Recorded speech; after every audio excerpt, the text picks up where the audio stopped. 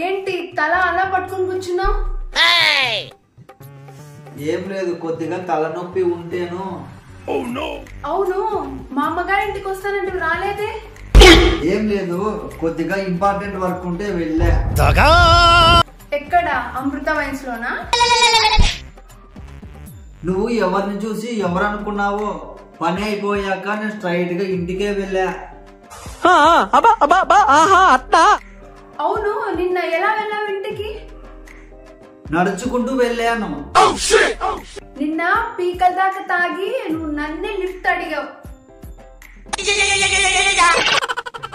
తాగిన తర్వాత ఎంత తాగుతున్నానో ఒంటి మీద తెలివి లేకపోతున్నావా? అరే, ఎక్కడికి వెళ్తున్నావో ఎవరితో వెళ్తున్నావో తెలియట్లేదా నీకు? ఆ గడ్డము, ఆ జుట్టు, ఆ డ్రెస్సు చూడు, పిచ్చోల్లా ఉన్నావు. అవును, మీ అమ్మగారికి తెలిసి ఎంత బాధపడతారో తెలుసా? మా అమ్మకు తెలుసు.